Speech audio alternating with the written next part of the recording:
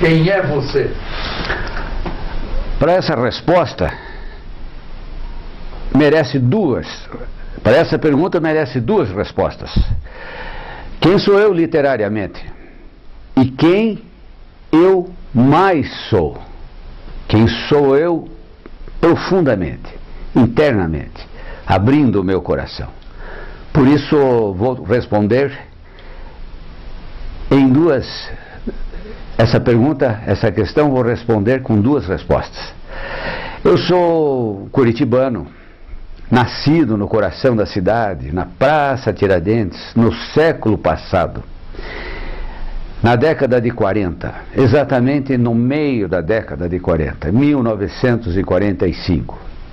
Filho de pai imigrante, neto de imigrante, como muitos aqui da nossa terra de Curitiba.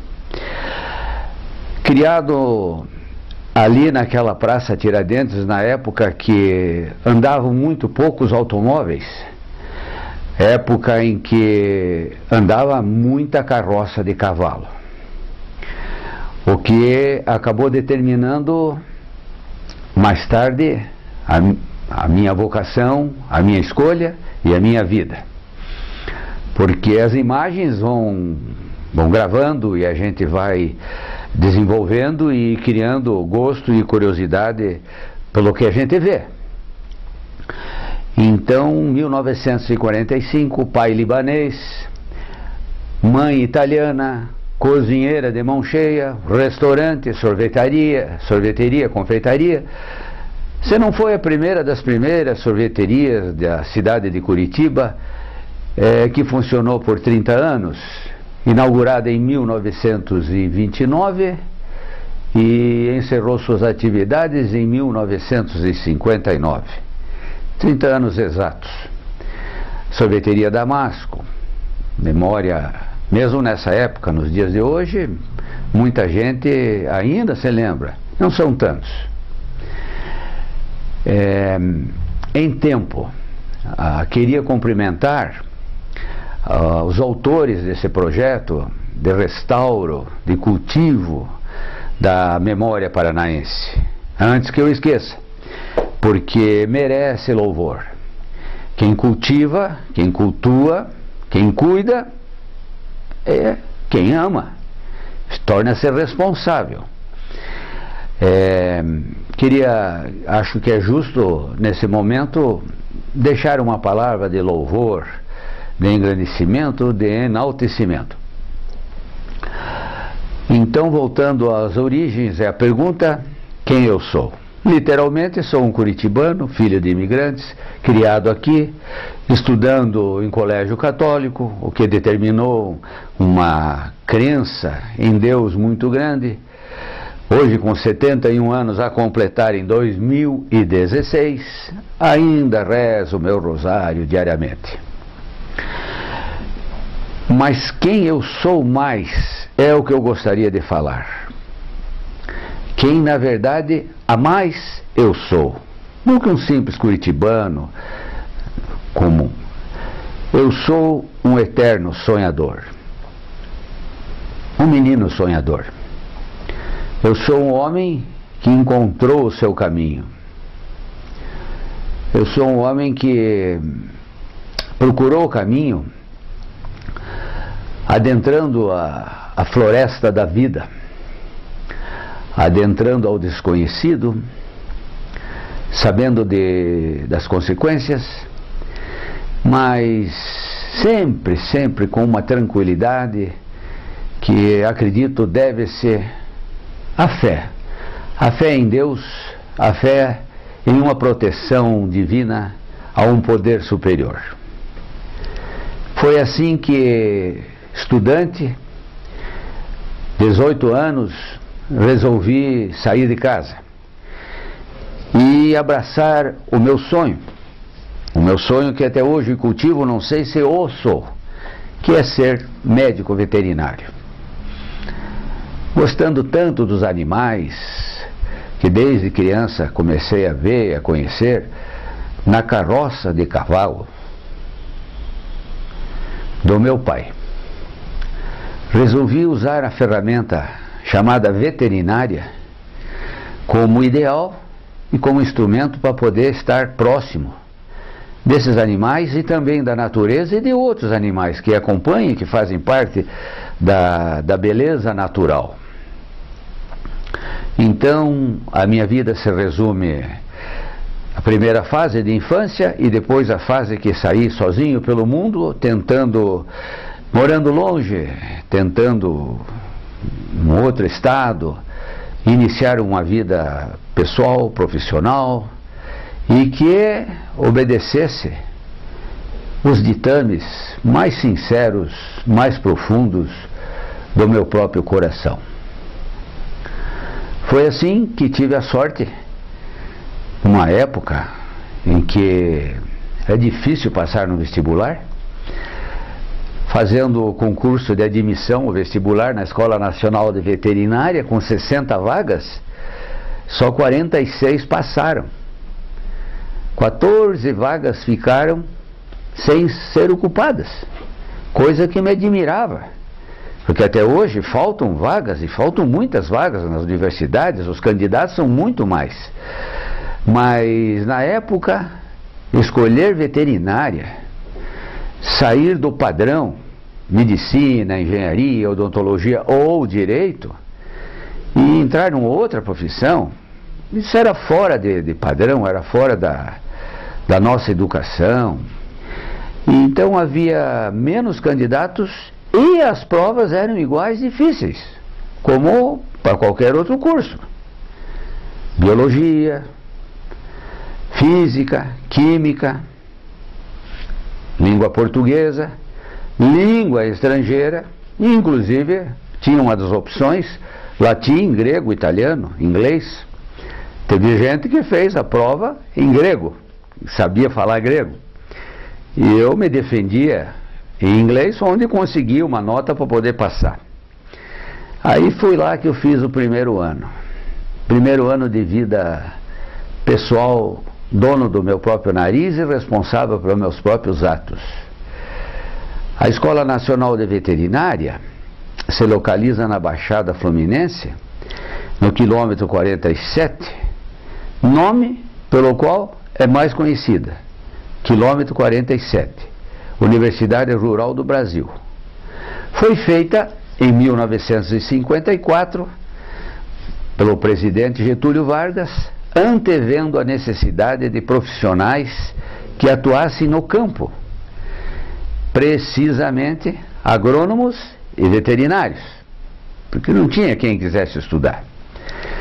Então, essas duas escolas, Escola Nacional de Agronomia e Escola Nacional de Veterinária, situadas na Universidade Rural, no quilômetro 47 da antiga rodovia Dutra, que ligava, e liga até hoje, Estrada Velha, o Rio a São Paulo, passando por uma região, naquela época, em 64, 65, famosa pela bandidagem. Havia uma quantidade de assaltos já naquela época, que é a Baixada Fluminense, que assustava muito a gente. O que fazia a gente não sair muito, não. Ficava na faculdade mesmo, ficava na escola mesmo. Depois de um ano, precisando trabalhar e já querendo ser alguém, me transferi para Curitiba. Como o mundo é pequeno, o Dr. Mário de Mari, que esteve aqui depositando, foi através dele, do Mauri, do seu sobrinho, que eu consegui um emprego de vendedor de ações da Cruche do Paraná e Santa Catarina, que na época fazia concorrência à Coca-Cola. E como corretor de ações da Cruche, consegui a verba para poder buscar a minha transferência. Mas eu não tinha dinheiro para ficar em hotel. Eu tinha que ir lá, pegar a transferência e voltar para estudar. O que aconteceu? Chego no ministério, que ainda era no Rio de Janeiro, a transferência levava um mês. O diretor tinha que assinar e eu tinha que esperar, ou tinha que voltar outra vez. Aí me surgiu a ideia de dizer que era amigo do Ney Braga. E o Ney Braga, na época, era o ministro da Agricultura. Pois em 6 horas eu estava com a transferência na mão. De repente eles ficaram todos ligeirinhos. O homem do Paraná é amigo do ministro, é amigo do homem. Aí falei onde ele morava, contei alguns detalhes do ex-governador Ney Braga, que sem querer me ajudou a transferência. Aí voltei a Curitiba, transferido, onde estudei, me formei, sempre trabalhando. Desde cedo consegui trabalhos relativos à nossa profissão. Trabalhei no laboratório de câncer da Santa Casa de Misericórdia. Depois trabalhei com Edmundo Lemansky, foi o primeiro veterinário que ele contratou para trabalhar na cabanha São Rafael, 1967, não era nem formado, onde fizemos grande amizade com a família e até hoje temos. E assim me formei. Me formei num mês, casei no outro e saí para a vida. Trabalhei com um cavalo sempre tive uma afeição pelo equino. O amor faz com que a gente se desenvolva num tema, num assunto. A gente estuda e grava. Então, trabalhei no Jockey Club, tive uma proposta boa, que aceitei, fui ao Ministério e fui ao norte do Paraná para trabalhar numa cooperativa de leite. Mas quem falou que eu cuidava das vacas de leite? Quem falou que eu atendia bem os leiteiros? Eu atendia quem tinha cavalo. Uma paixão, uma obsessão. Mas assim mesmo me deu a condição de conseguir valiosos amigos no norte do Paraná. Voltei do norte do Paraná, bem de vida, comprei uma área grande no município da Lapa. Ali, sempre trabalhando de veterinário, abraçado nessa profissão que tanto gosto, que sonho em ser. Penso que posso ser um pouco mais cada dia, melhorar um pouco mais, porque é um título que respeito muito, que avalio como muito precioso e que não é um papel, uma assinatura que me concedeu, e sim a função, o trabalho, a dedicação, a parte de ser realmente um veterinário. É difícil de alcançar. Então segui assim trabalhando. Depois da Lapa, voltei ao Jockey Club, fui ao norte do Paraná, onde daí sim trabalhei com gado, que vi que era onde se ganhava dinheiro, com gado. Como dizem os velhos fazendeiros, você agarra no rabo do frango, a galinha, vai querer a galinha, fica só com as penas na mão. Você agarra no rabo do porco, vai criar porco, tua mão fica cheia de merda. Você agarra no rabo do cavalo, ele te puxa para frente, mas te dá cada coisa, senão te mata. Agora agarre no rabo do boi, o boi só te puxa para frente. Onde vem o nome pecuária, pecúnia, as grandes fortunas, os grandes investidores. Aí do norte do Paraná, fiquei muito bem de vida, resolvi comprar uma fazenda grande e fui morar no Maranhão. Comprei 1000 alqueires no Maranhão. Não deu certo, totalmente diferente. A terra, o ambiente, o trabalhador indolente. Voltei e desde então, desde 1981, resido em Curitiba, onde trabalho com cavalos essencialmente. Fui me especializando de clínica geral, fui desenvolvendo conhecimento, diagnóstico precoce em traumatologia de equinos. Na procura de trabalho, acabei saindo de Curitiba, mas voltando, residindo aqui. Fazendo viagens esporádicas, eu fui adentrando o coração do Brasil. Goiás, Mato Grosso, Foz do Iguaçu, Assunção do Paraguai. Para frente de Assunção do Paraguai, atravessei o rio Pilcomayo, trabalhando, atendendo chamados, tal o conhecimento e a amizade que a gente foi fazendo. Depois do rio Pilcomayo, norte da Argentina, província de Corrientes, Florinda, Resistência, Clorinda, todos aqueles campos eu tive a graça de conhecer, levado pela mão de Deus, ou protegido pela mão de Deus e levado pela mão da medicina veterinária. Assim foram passando os anos e fui criando a minha família, as minhas filhas, a minha esposa professora. Voltou do Maranhão doente, nunca se recuperou completamente, pesava 45 quilos, acabou contraindo uma doença fatal e faleceu em 1994. Fiquei viúvo, com as 3 meninas solteiras, mas graças a Deus e a nossa profissão, sempre fui arrumando um trabalho, um serviço e atendendo como autônomo, sempre indo longe. Também desci em direção ao sul, Santa Catarina, Rio Grande do Sul, conheço município por município. O sul do Rio Grande do Sul, Pelotas, Jaguarão, Cidade de Rio Grande, Bagé, a região das Missões, Santa Bárbara, Santiago, Carazinho, Santa Maria, o nome certo é Santa Maria da Boca do Monte, porque a Santa Maria fica na descida de um monte, é a boca do monte ali, a cidade grande onde aconteceu desgraça não faz muito tempo, e onde tem grandes faculdades e é um centro de estudo. Tudo isso conheci através da profissão. Quantidade de amigos que eu fiz, inumerável. Agradecimento que eu devo a essa profissão, incomensurável. E assim chego aos 70 anos, abraçado com essa profissão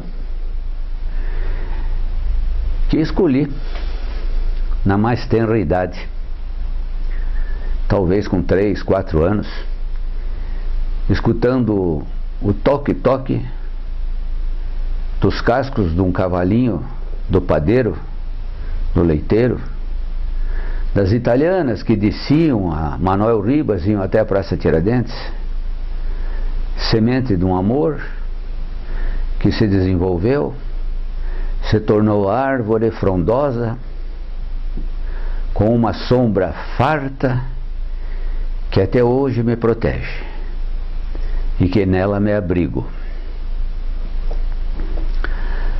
Posso dizer que os casos na medicina veterinária que presenciei, que vivenciei, que tive a honra de atender, foram muitos. Selecionei alguns, coloquei no livro, mas tem muitos mais. O editor cortou alguns, tem muitos.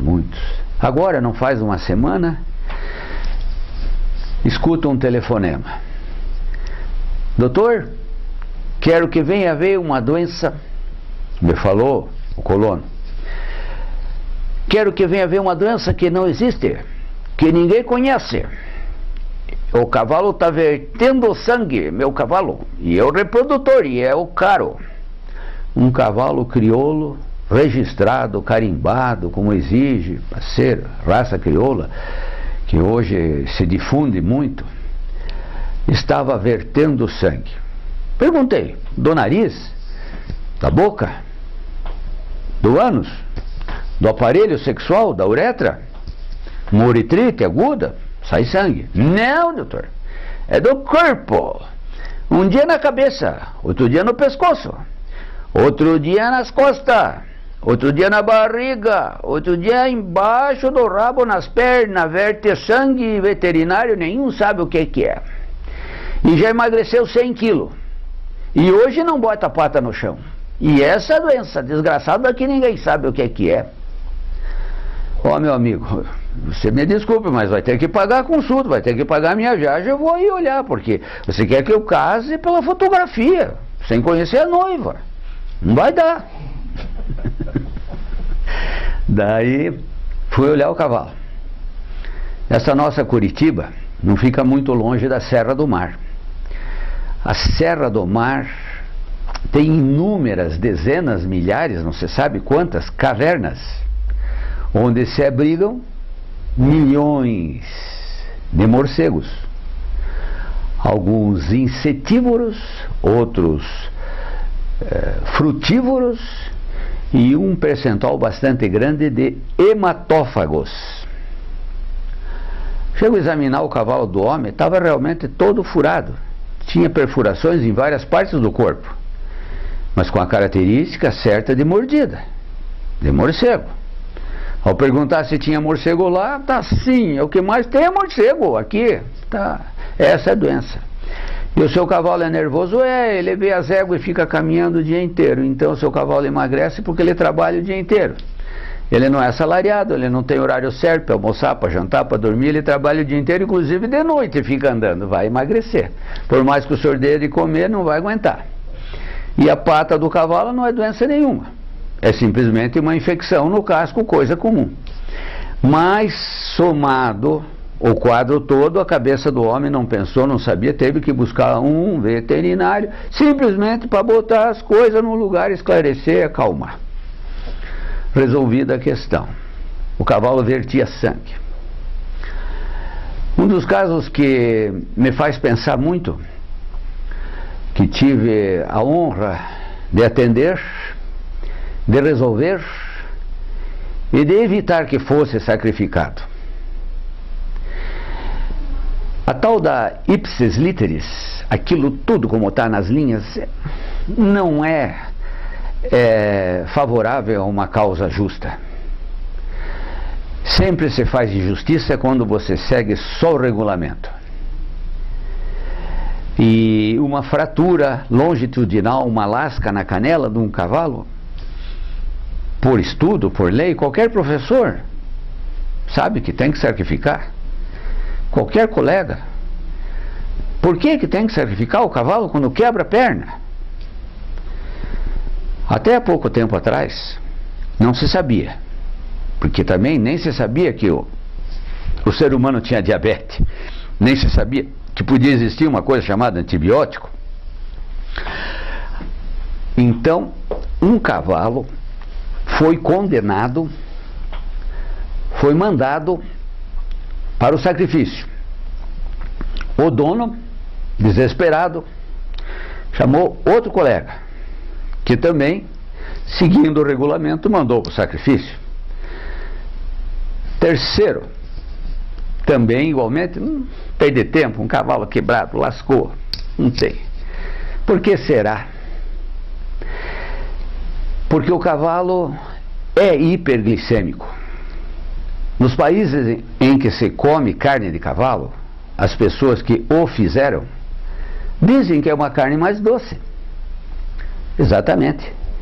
Ele é hiperglicêmico. Ele tem que ter energia, ele tem que ter mais glicose circulante, porque ele tem que fugir do predador. Ele era selvagem, ele ficava no pasto e o predador vinha. Antigamente o dente de sabre, o leão, como a zebra hoje, ele é um animal que corre por explosão, não por resistência. Ele tem que ter glicose no corpo. O que acontece com o hiperglicêmico, com o diabético, quando se machuca? Necrosa, apodrece, perde a ponta do nervo, do dedo, do membro. O diabético, infelizmente, temos amigos que morreram assim, até parentes. E o cavalo, quando quebra, necrosa, apodrece. E esse cavalo tinha quebrado e não foi sacrificado porque foi esperado mais uns dias até que chamaram a quarta ou quinta opção, não sei, que era eu. Realmente eu olhei e vi o cavalo não conseguia pôr a mão no chão, ele tinha a mão no ar, inchado, deformado, a articulação tinha desmanchado com a fratura. Realmente me passou pela ideia de sacrificar. Isso aí não tem mais solução, como é que vai recuperar? Mas daí pensei, vou ser mais um. mais um que manda matar, manda sacrificar. A família que me chamou para atender, o dono era um só, mas na verdade é de uma família, porque são muito unidos. São tradicionais produtores de leite da cidade de Ponta Grossa. E são muito religiosos. O avô teve 9 filhos. Os filhos, cada um, tiveram 8, 9 filhos. E por sua vez, continuam. 5 filhos hoje, ou talvez o que tenha menos, eles, pela religião, não podem fazer controle de natalidade. Vai tendo filho quanto for. Mas antigamente, né, que não tinha televisão, então era uma família grande que estava atendendo esse cavalo, que me olhavam, esperando que eu dissesse uma palavra de alento, de esperança, naquela hora, naquele momento, naquele dia, lá em Ponta Grossa, naquela cocheira.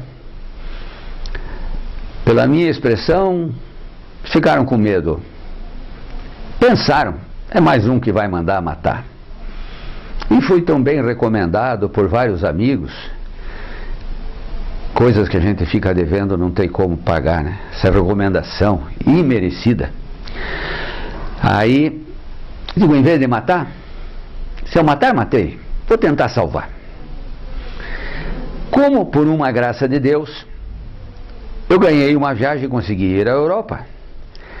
Chegando em Paris, resolvemos ir passar uns 3, 4 dias na Suíça.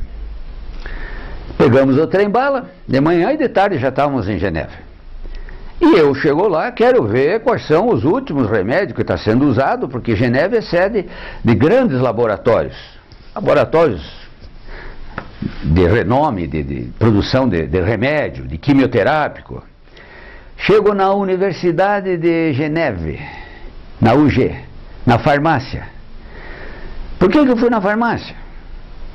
Porque se eu vou perguntar para um colega qual é o remédio que ele está usando, não vai me contar. Mas o responsável pela farmácia não vai comprar remédio que não vende. Não vai comprar remédio que não funciona. Ele vai selecionar, porque ele precisa rodar, a farmácia funciona assim. Vamos ver o que é vendido aqui, o que é que tem para vender. Chego numa baita de uma farmácia, com departamentos, com mais de um andar. Fui ao segundo andar, onde tinha os medicamentos, para não ter o acesso tão fácil, acredito, por viciados e tal. E o que eu encontro umas prateleiras cheias? Vou encontrar uma química diferente, uma cortisona, hidrocortisona, dexametasona, um antibiótico. Vi lá uma porção de produtos, suplemento, mas uma coisa me chamou a atenção. Porque é daqui da nossa terra. E não é da civilização, é dos antigos índios, é uma tradição secular dessa terra que foi descoberta por Pedro Álvares Cabral. Eu encontro injetável, encontro solução líquida, encontro pomada e encontro via oral em pó, a nossa conhecida arnica, que é coisa de caipira, de caboclo que usa, mas em Genebra, no ano de 2007, nesse século, não é o século passado, estão usando e estão usando mais agora, nos Estados Unidos também. Amigos, pessoas, inclusive as filhas que foram lá, não estão usando muito. Quem sabe vai ser ainda mais usada, mais descoberta. Onde é que se viu arnica injetável? Como eu sei que é um poderoso curativo, é considerada uma erva inteligente, pois passa num local onde tiver a lesão fica vermelha. Onde não tem lesão, como não tivesse, fica como se não tivesse passado nada. Eu digo, eu vou tentar arnica nesse cavalo quebrado. Vamos fazer massa verde, botar em quantidade, não vou sacrificar o seu cavalo. Foi uma festa. Quando eu falei aquele dia em Ponta Grossa que não ia sacrificar, que ia tentar curar, a resposta do mais velho foi: abre o chope e ponha o churrasco na churrasqueira, que o doutor vai salvar nosso cavalo. Não tinha falado que ia fazer, vai salvar. Olha a confiança, olha a energia. Quanto tempo vai levar, doutor, para ficar bom? 2 anos. Uma fratura daquela, vou falar que eu vou curar em 1 mês, em 6 meses. Fratura normal em 6 meses é difícil. Falei 2 anos. Não tem problema. Cavalo mais corredor do mundo. Vai ficar bom, nós vamos ganhar carreira, nós gostamos muito dele. Conhecidíssimo cavalo. Pai, mãe. Resultado, começamos a usar. E durante o almoço, eu só ouvia palavras positivas. Pela metade do almoço, me veio uma inspiração, uma ideia, que eu não tinha coragem de falar. Porque eu tinha dúvida se o cavalo ia ficar bom ou não. Eu estava tentando. Esse cavalo vai ficar bom. Porque vocês têm muita fé. Vocês todos têm certeza que o cavalo vai ficar bom. E a fratura é uma lasca de osso que quase saiu pela pele embaixo do joelho. Deformou completamente a articulação da munheca, do boleto. E ali começou a amizade. E eu tinha ido lá. Que falaram que ia matar, eu vou cobrar do homem, ficar com vergonha. Disse, o senhor só vai me pagar a gasolina, que eu vou gastar até Ponta Grossa, se tiver que matar também. Mas aí até tive coragem de cobrar uma consulta, esperando que o cavalo ficasse bom. Começou a passar o remédio, o cavalo sempre comendo, febre, inapetência, que é coisa comum, que antecede depois o caso de necrose, de gangrena e de morte. Não teve nada. Com 1 mês, encostava a ponta do casco no chão. Com 2 meses, caminhava e mancava. E desinflamou. Aquela inchação no boleto diminuiu. Aí usei um recurso, que sempre foi o iodo, um recurso que a gente passa na pele, e fibrosa, é um agente fibrosante, reforçador de articulações e tal. E hoje temos, que eu sou pioneiro no uso, por causa de coragem, de viajar bastante, aprendi e vi como se usa, o iodo injetável, também chamado de iodo bisublimado, e conhecido popularmente como iodo radioativo, que todo metal pesado emite radiação. Aí tomei a liberdade de fazer pilares ao longo da fratura de iodo radioativo. Não teve consequência nenhuma, não teve contraindicação, o cavalo seguiu melhorando. Com 4 meses, seria a 4ª consulta, toco o telefone e me dizem que o cavalo estava pulando na cocheira. Então não precisa ir olhar um cavalo pular. Só comece a fazer exercício devagar, a trotar, porque senão ele vai se arrebentar de tanto pular. 4 meses do dia primeiro que eu vi que começamos o tratamento. Você não tem que acreditar em milagre. Não tem que acreditar numa força superior. Por trás das mãos da gente, acima da gente, deve de ter um poder que nos protege. Com 4 meses, esse cavalo fraturado, condenado, começou a trabalhar para correr. Com 8 meses, toca o telefone. Doutor, quero que você vai ver, cavalo vai correr no Tarumã. Já? Mas pô, faz 8 meses. Não, cavalo muito bom, trabalhando bem, vai correr bem. Queremos, senhor, vai lá olhar, nossa família vai também. Fui eu no Tarumã, mas desconfiado que era muito cedo para fazer uma calcificação. Olhei o cavalo, eu não me lembrei bem qual era a mão que estava quebrada e não consegui discernir das duas qual a que estava quebrada, porque ficou uma maravilha, ficou perfeito. Caminhando na preparação, no canto para ir para a partida, eu olhava ele e dizia, sabe, que é o mais bonito de todos. E tinha cavalo de gente boa, do Nestor Batista, do Artagão de Matos Leão, cavalo caro, cavalo de $30 mil. E eles pegam e botam o cavalo ali. Subo lá para cima na arquibancada, tinha dado uma geada. Bateu um frio no Tarumã, ficou tudo amarelo. Sabe o que que era? Era cabeça de polaco da família, dos polacos que vieram de Ponta Grossa. Cada um trouxe 7, 8 filhos. Cada filho teve mais 5, 6. Fora as crianças que hoje já estão se formando, estudando. Família honestíssima, cheia de amor pelo cavalo. E nos preparamos para a corrida. Aí chegando a hora da partida, e eu de olho naquela escada que tem que desce de repente, porque seria uma vergonha o cavalo cair, virar de ponta cabeça, todo mundo ia olhar para mim. Eu falei que ia curar o cavalo, acabou o cavalo na primeira corrida, já cai, já quebra, e daí quebra de vez. Eu de olho na corrida, com o outro olho na escada para fugir, de vergonha. Porque eu tenho muita vergonha, apesar da aparência. Aí larga, foi dada a partida. Fazia tempo que ele não corria, já deram fecha nele, já ficou o último. Já ficou o último, o jockey deu rédea e ele, em vez de ficar o último, abandonar o páreo, ele saiu perseguindo. Saiu perseguindo a tropa na reta oposta. Quando entrou na curva, ele já tinha passado de um. Pela curva passou de outro e durante a curva ele foi fazendo um zigue-zague e passando de um por um.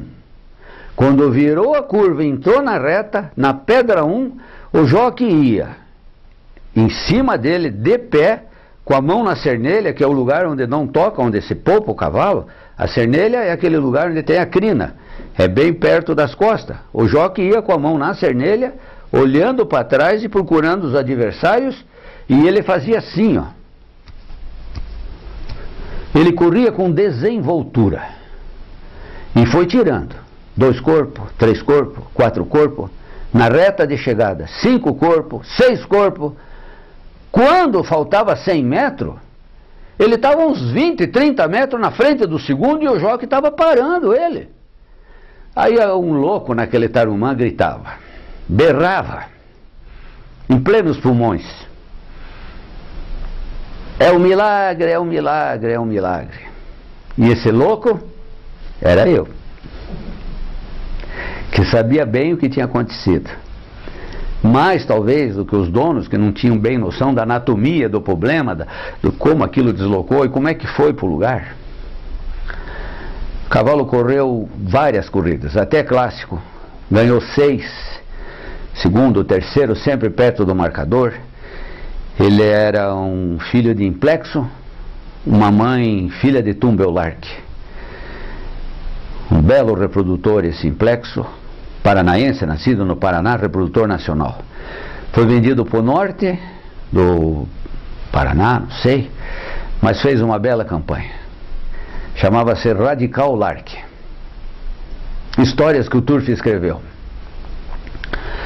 Talvez a história que mais me emocionou tenha sido a história de Acrobat Boy, no Paraguai. Letra A da produção do Aras Ponta Porã. Fizeram o leilão em Assunção. Muita promoção, muito uísque, bebida. E um leilão de sucesso. Compareceram generais, executivos. No Paraguai o turf é mais próximo, talvez não tenha tanto futebol, não tenha tanta concorrência. O turf é muito mais próximo ao ser humano, é muito mais popular, lota aquele hipódromo. E esse leilão foi um sucesso,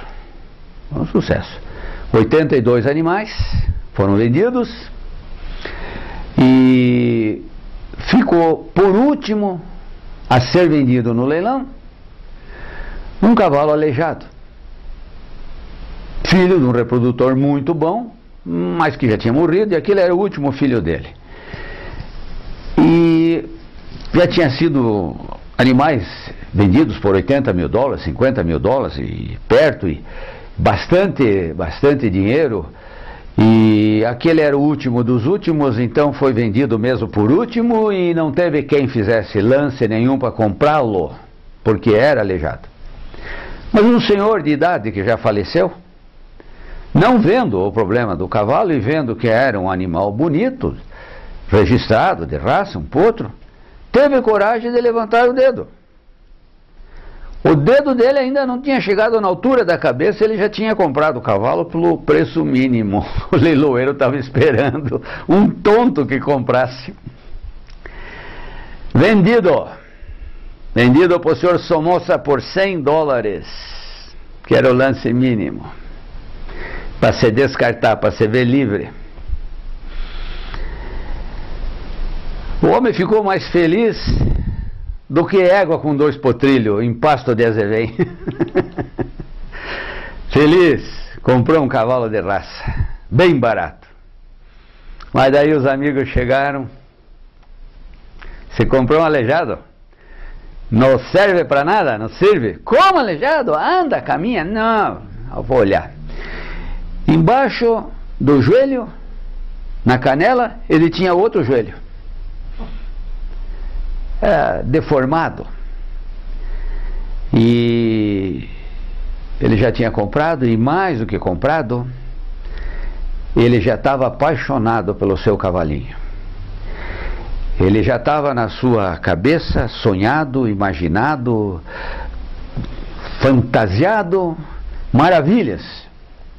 E quando diziam para ele que não era nada disso, eu não acreditava, ele queria, e foi com os colegas lá, não sei se deram esperança, até que alguém, por engano, recomendou um veterinário brasileiro que ia muito lá trabalhar. E foi assim que conheci o seu Somoza, um senhor simpático, com um dente aqui, outro dente ali, vendo que passava necessidade. Trabalhava no cassino, dizem que puxava as fichas, um homem honesto, correto.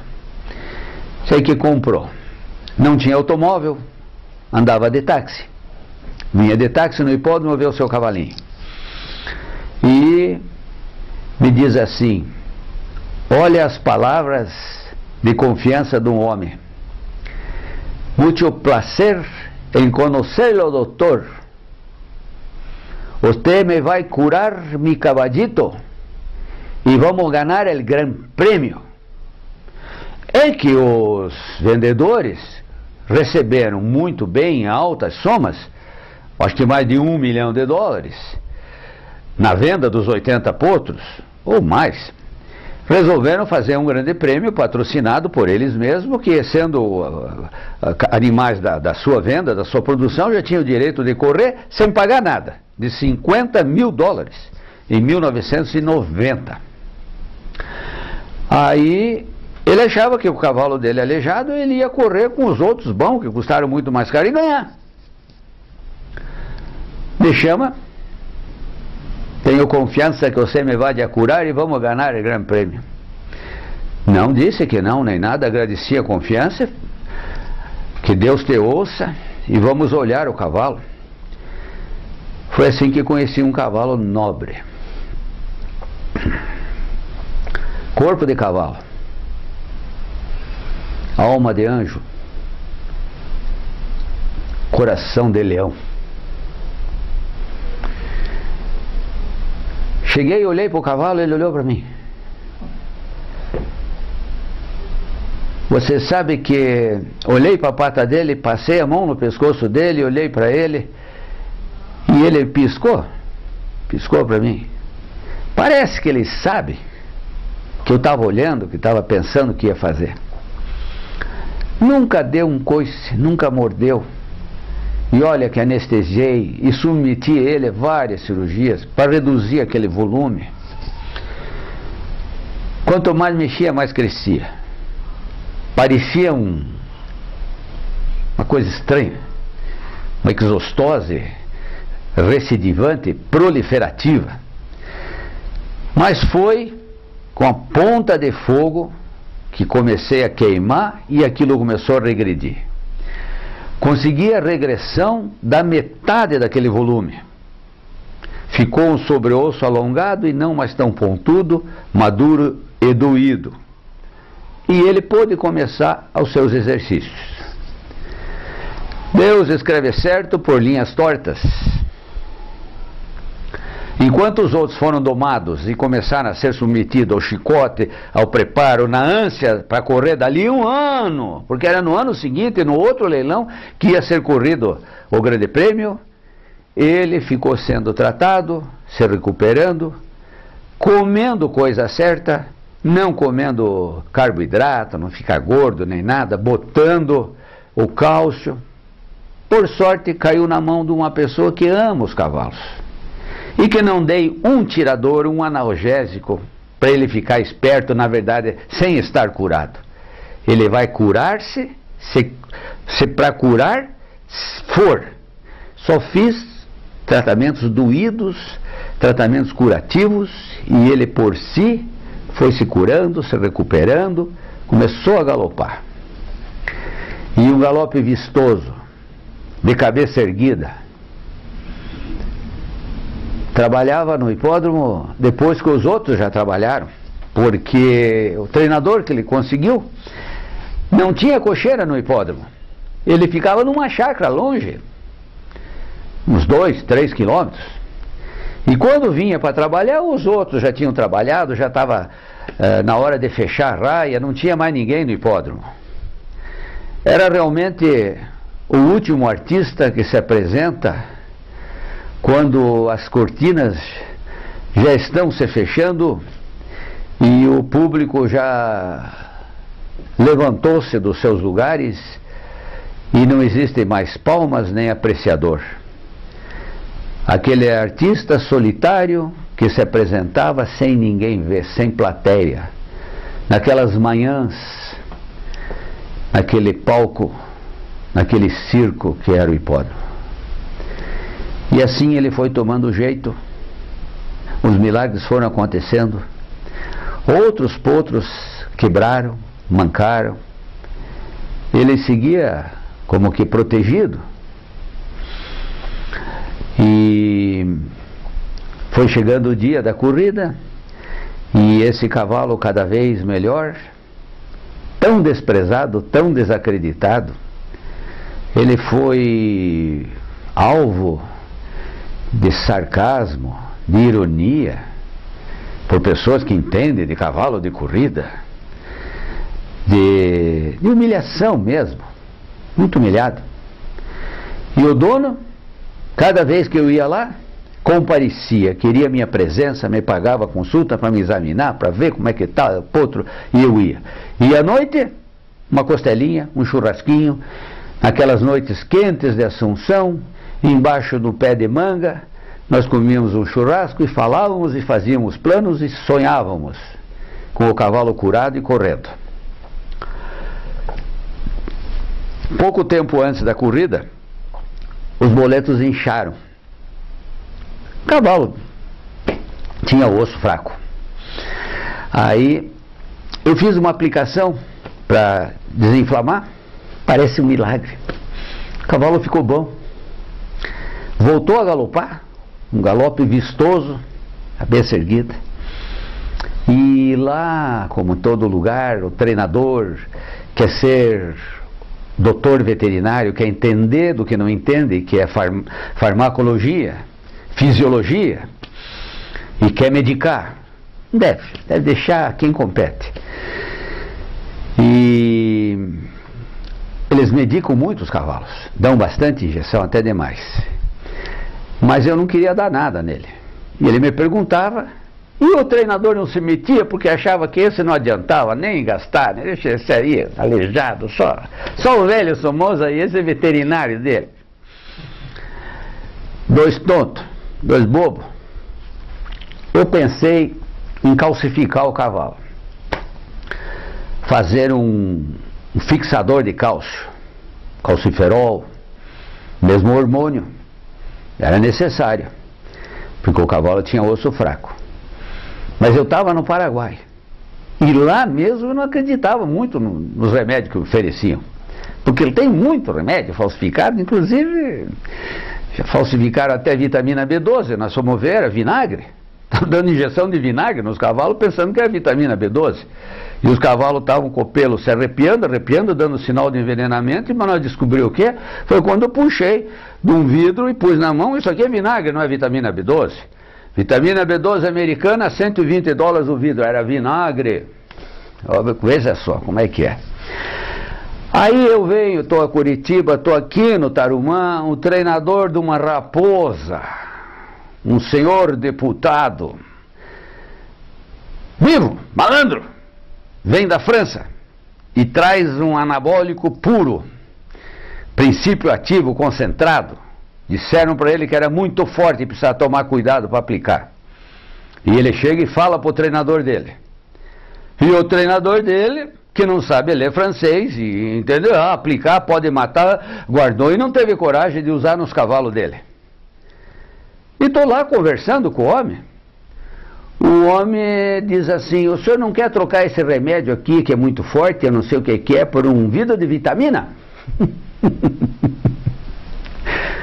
Vidro de vitamina comum, vamos dizer de $10, $20, por um daqueles que vale $300, $250, nondrolona pura, nome até difícil, mas era um fixador de cálcio francês original, trazido no bolso do paletó de um senhor deputado, que não tem que falar o nome, mas todo mundo conhece.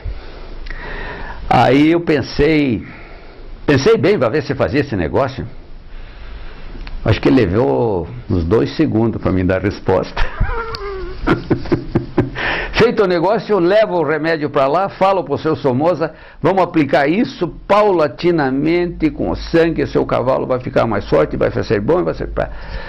O cavalo ficou mais forte, anabolizado, calcificado. E foi chegando o dia da corrida. Dos 80 potros que tinham direito de correr, só 40 tinham condições de entrar na raia. O resto já tinha quebrado. Canela, joelho, boleto, tendão, batida na cerca, acidente, cólica, tudo. E ele seguia protegido. Foi correr a eliminatória, que você faz a eliminatória, e depois o final, porque é muito cavalo, não pode correr 40 cavalos. Tem que fazer as eliminatórias, classificatórias, daí ficam os 4, 5, 6 melhores e disputam a final, e esse leva o prêmio todo. E daí uma marca de uísque internacional entrou na promoção. E as mocinhas de mini saia, vendendo o jogo, fazendo propaganda, o leiloeiro, uísque à vontade, comida à vontade, 10 dias de jogatina, 1 semana e pouco. As somas que foram apostadas para 1990 chegaram a valores, posso dizer, absurdos. O total de jogo, até o final, foi de $1.200.000 em 1990. O nosso cavalo entrou numa das eliminatórias. Não tinha jockey, ele só tinha cavalariço que montava nele, trabalhava, ele não tinha jockey.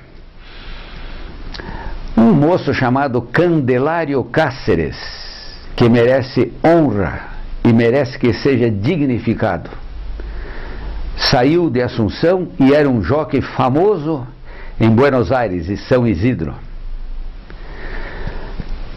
Disse que montava o cavalo para o seu Somoza, para se classificar, porque talvez para a final não ia poder correr, que ele estava montando o cavalo do presidente da República, do general Andrés Rodrigues, e que deveria ganhar tudo, a classificatória como a final. A final, que seria disputada dali 1 semana.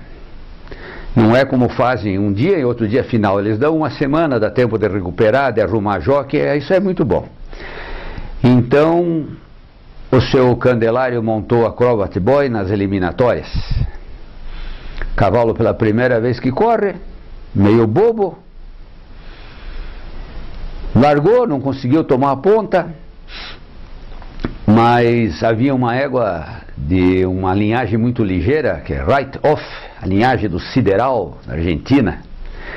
São animais que foram, esses reprodutores foram líderes das estatísticas anos a fio, 10 anos ou mais. A linhagem de Sideral. E essa potranca preta, apelidada, conhecida e já famosa no hipódromo como La Negra, era a favorita na nossa eliminatória e foi apostado nela uma quantidade muito grande de dinheiro. E foi dada a partida e a potranca preta já tomou a ponta e foi tirando como ganhadora. A duras penas, o Acrobat Boy foi pondo cabeça na frente do terceiro, meio corpo, um corpo, e se destacou do terceiro e foi dar caça à ponteira que corria longe na frente. E assim foi aquela eliminatória, curva, ela na frente, o jockey fazendo posição e o Candelário tocando, procurando pelo acróbate, e o cavalinho fazendo força, com aquele olho branco estalado. Eu olhava bem para ele com o binóculo. Entraram na reta, ela na frente e ele atrás e os outros fora do páreo. Só tinha os dois. 100 metros, eminente ganhadora La Negra. O que aconteceu? Ou ela parou, o Acrobat Boy, tomado de um impulso, de uma força estranha, a ultrapassou e cruzou o disco na frente nos últimos 100 metros. Ele não desistiu. Coração de leão. Aí resolveram classificar para a final 2, não mais um, porque a égua não podia sair, porque o dono joga e foi muito dinheiro e a égua não podia perder, e aconteceu alguma coisa, ela se engasgou, ela tossiu, ela pegou uma pedra, engoliu a língua, não sei qual foi a desculpa, mas classificaram 2, o nosso e ela. Ele havia se classificado, nós tínhamos conseguido uma maravilha, um sucesso com essa carreira do cavalo aleijado, só que nós não tínhamos jockey. Não tinha mais jockey para montar o cavalo, a não ser cavalariços e pessoas que ninguém dá para montar. Entra outra vez na história a força do destino. Vizinho daquela chácara, aposentado, não há muito tempo, mas aposentado já, gordo, um jockey morava lá chamado Alfredo Espinosa. Boa pessoa. Trabalhava de cuidar de cavalo, de limpar a cocheira e montar, galopar os cavalos, mas gordo. E com um hábito que o tornou famoso, de beber. Tomava seu uísque diariamente e constantemente, antes do almoço, depois do almoço, antes da janta, depois da janta. E o Espinosa chega e diz: eu monto o seu cavalo. O Somoza me pergunta: Espinosa é bom jockey, mas tá gordo? Tá. É bom jockey, boa pessoa, sabe o que faz, para de beber, vai trotar na raia, vai perder peso, vai fazer o peso e monta o cavalo, sim senhor. Inclusive rima Espinosa com Somoza. Vocês dois fazem uma dupla. Aí o seu Somoza aceitou, deixou, e o Alfredito, o Alfredo, ia na raia naquele calor de Assunção, sem beber. Perdeu peso, acho que perdeu 1 quilo por dia, ou mais. Fez o peso necessário para montar o Acrobat Boy na grande final. E nós? E nós dele aguentar a gozação, chateação. O que vocês querem? Foi um aborto. Ganhou porque a égua engoliu a língua. Ganhou porque a égua se atrapalhou, senão tinha perdido longe. Bom, chega o dia da grande final. Star Race Cup, prova das estrelas. 50 mil dólares para o primeiro colocado, valor morto. E 1 milhão e 200 mil dólares de jogo. Ninguém jogava no Acrobat Boy, quem jogou foi o velho Somoza, que emprestou dinheiro. e jogava o mínimo do mínimo porque ninguém fazia o lance. Ele se classificou e assim mesmo continuou sendo um azar, continuou sendo considerado um aborto. O Somoza tinha direito a 90% ou mais de todas as paradas. Tranquilo. Estava endividado o homem. O cavalo perdesse, sei o que ele ia ter que vender. As calças, as cuecas, hipotecar o quê? Mas ele estava mais tranquilo do que noivo de filha de fazendeiro rico. Aí chega o dia, hipódromo lotado, banda de música, presidente da República nas tribunas, generais, alto comando do exército, ministério, estava a fina flor da sociedade paraguaia, além do hipódromo lotado. Na cerca, você não tinha lugar para encostar na cerca para ver os cavalos passarem. Fizeram outras corridas, inclusive corridas com aqueles que tinham perdido e um prêmio de consolação para dar movimento. Quando entram os potros para a grande final, que emoção! Eu vendo aquele cavalo com o mesmo olhar daquele dia, quando entrei na cocheira dele, e ele nem domado era, com aquele olhar nobre, expressivo, olhando, vendo, sem esboçar que ia morder, que estava bravo. Parecia mais um carneiro que ia para o abate, tão dócil, humilde. Pensei comigo, será que aí está uma ovelha que vai para o sacrifício? Vítima do escárnio, da soberba? Será que está aí uma res que vai para um abate? Ou será que hoje poderia ser um grande dia? Não só para esse cavalo, não só para o dono dele, até para o ser humano que, sendo humilde,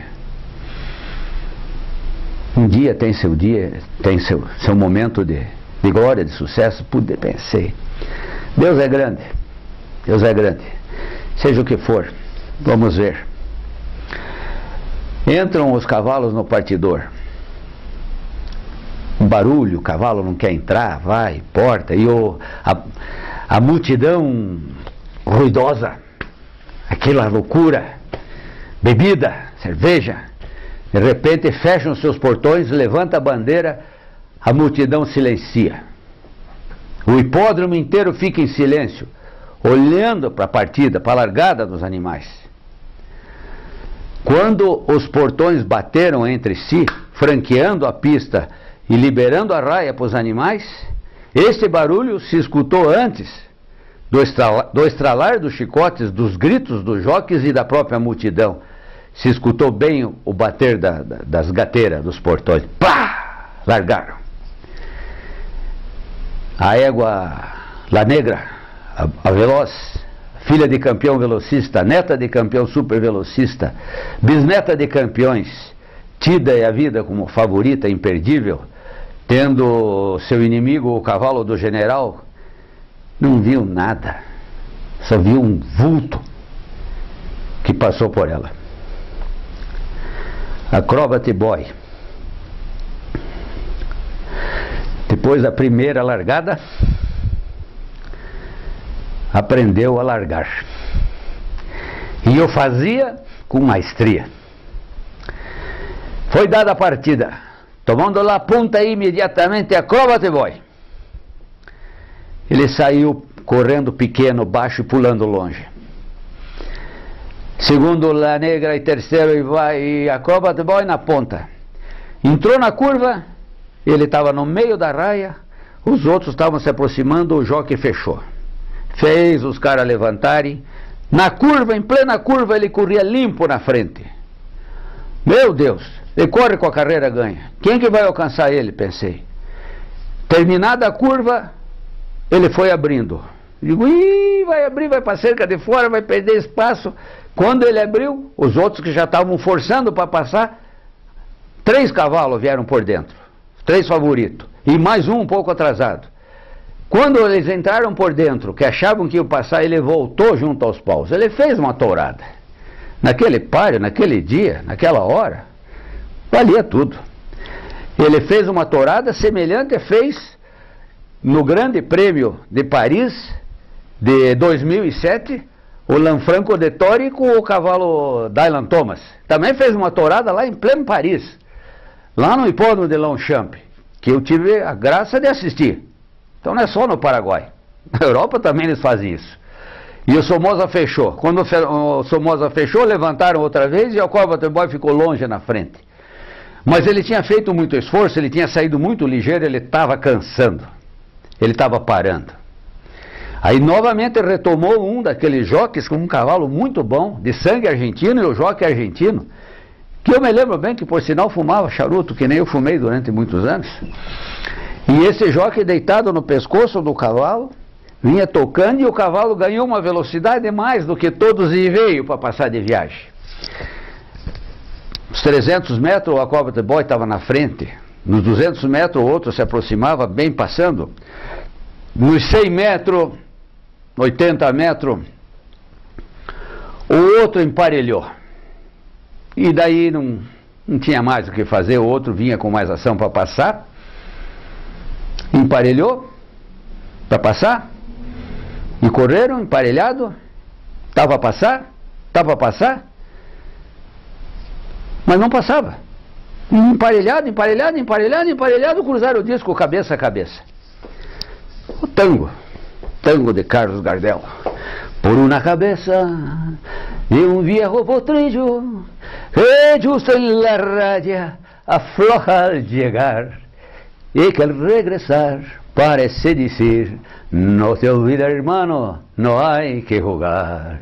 Por una cabeça, um dos cavalos ganhou. Silêncio no hipódromo. Olho mecânico, Photochar. Vamos esperar quem ganhou. Que emoção. 10 minutos, 15 minutos, 20 minutos. Comissão de corrida abre a janela, abre a porta e manda o funcionário botar o número do cavalo ganhador. Enquanto o alto-falante anunciava. Multidão em silêncio. Só um pequeno grupo na frente da comissão de corrida, na frente do disco de chegada, um pequeno grupo gritava, berrava e chorava. Era Somoza, os filhos dele e eu. A Coventry Boy tinha ganhado por uma cabeça. E assim concluo. Darar William Zraik, o menino sonhador da Praça Tiradentes, filho de Hussein Ali Zraik e Matilde Rossignoli Zraik. Deixo aqui gravado o meu amor, o meu melhor sentimento, do fundo do coração, para as filhas Audrey Cristina Zraik Salomão, Michele Maria Zraik, Cândice Caroline Zraik da Luz e a atual esposa, companheira, que cuida de mim, Adriana